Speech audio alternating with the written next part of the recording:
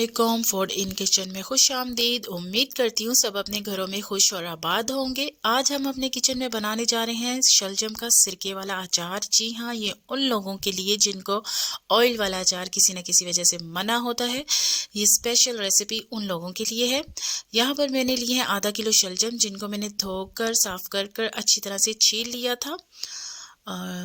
और यहाँ पर लिया है 1 चम्मच लहसुन पेस्ट, आप चाहे तो अदरक भी चार डाल सकते हैं।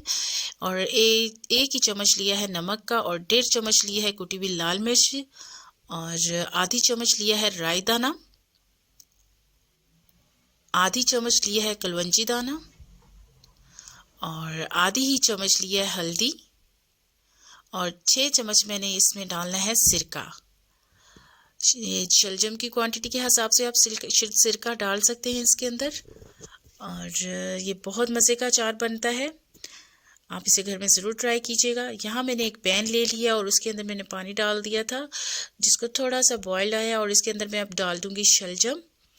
और शलजम को हम बिल्कुल भी कुक नहीं करेंगे, सॉफ्ट बिल्कुल भी नहीं करेंगे, सिर्फ और सिर्फ एक उबाल आने पर इसको हम पानी से निकाल लेंगे, इसका पानी ड्रेन कर देंगे। ये देखें, जैसे ही इसमें उबाल आना शुरू हुआ है, अब मैं इसमें से ये पानी शलजम निकाल लूँगी पानी में से, और इसको मैं अब ठंडा होने के लिए रख दूँगी। पानी में से शलजम निकालने के बाद इस पानी को हम ज़ाया बिल्कुल नहीं करेंगे, इसी पानी को हम ठंडा करके इसके अंदर ऐड करेंगे।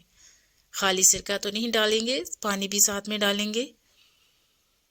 और ये देखिए, मैंने ठंडा कर लिया था पानी को देखिए मैंने इसमें डाल दिया है, और यही वाला पानी हम इसके अंदर डालेंगे। और ये लिए है मैंने शलजम, जिनको मैंने ठंडा कर लिया था, उसको मैंने भी एक जार में डाल दिया है।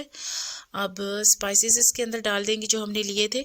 सबसे पहले मैं डाल रही हूँ लहसुन, नमक, कुटी लाल मिर्च, और राई दाना।